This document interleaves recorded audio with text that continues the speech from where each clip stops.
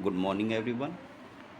In previous video, we were discussing about the vegetative propagation in plants. We have discussed vegetative propagation by roots, vegetative propagation by stem. There are the four types vegetative reproduction by stems. These are rhizomes, bulbs, tubers, and cones. Rhizomes of turmeric, ginger, and banana bear the buds that can grow into new plants. Tubers of potato have eyes that produce the buds.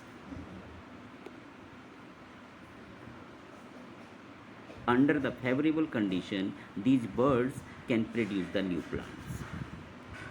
Next is bulbs of onion have a number of the fleshy leaves arranged in circles that store food. They also have a flat stems at the base of the fleshy leaves which produces a new plants under favorable condition. Next is cones.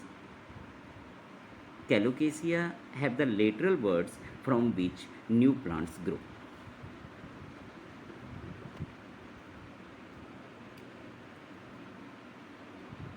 The cones we have discussed, rhizomes we have discussed. Now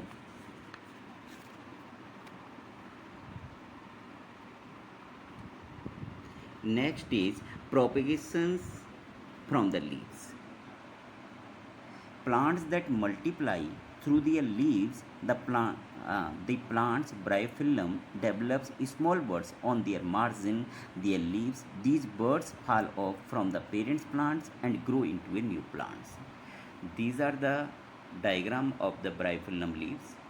Here, on their margin, leaves on the margin of the leaves, there is the bud, and they grow into a new plants.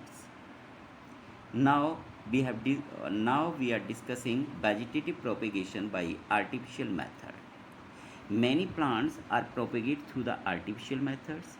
These are particularly useful in propagation of plants with useful qualities. There are the four methods of artificial method. Number one, cutting. Second is grafting, layering, and next is tissue culture. Cutting. In this method, a part of the parent plants, generally the stems, is cut and replanted separately in the soil. After a few days, the cutting produces its own shoot and root, thus growing into a new plant. This method is useful for multiplication of sugarcane, rose, bougainvillea, and hibiscus. Second is grafting. Grafting, this method is generally used to merge the qualities of the two different varieties of the plants in a single plant.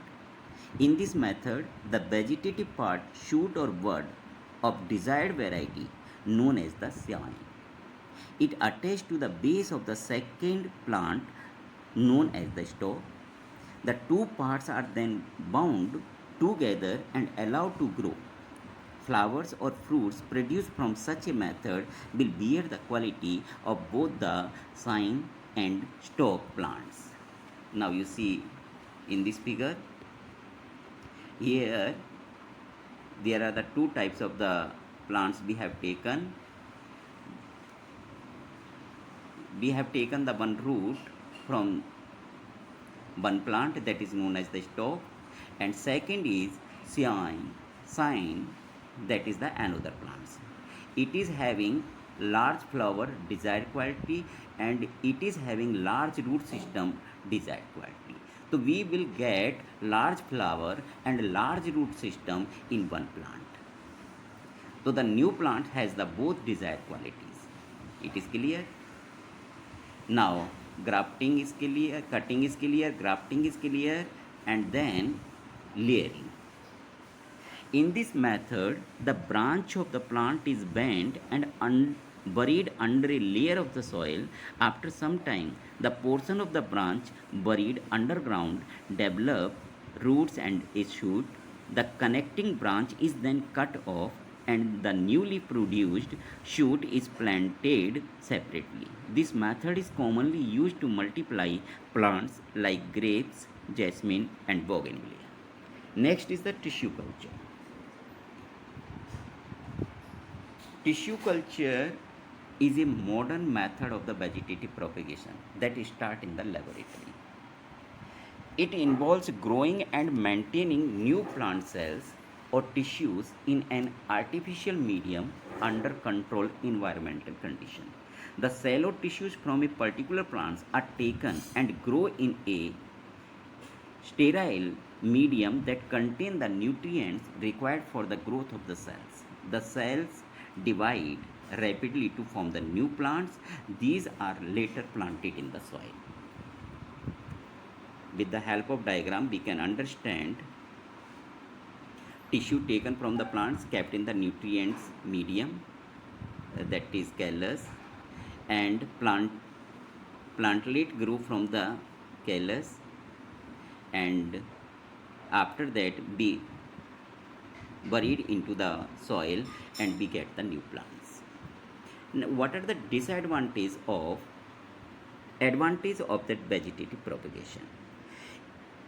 It is a cheaper, easier and quicker method of growing plants when compared to growing them from the seeds. First is clear. Second, the plants grow faster and need less attention, especially in the early stages of growth. The new plants is an exact copy of the parent plants. So this method allows useful characteristics such as toughness and fruit yield to be replicated in new plants.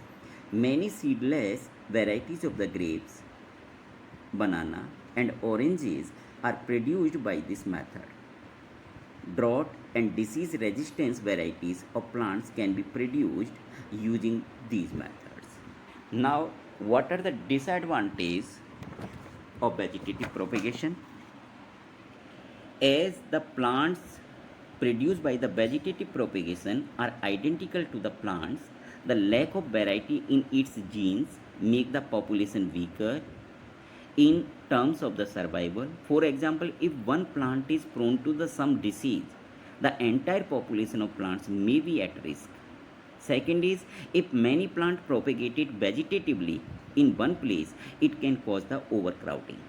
This makes the plants compete for nutrients which can affect their health. Okay.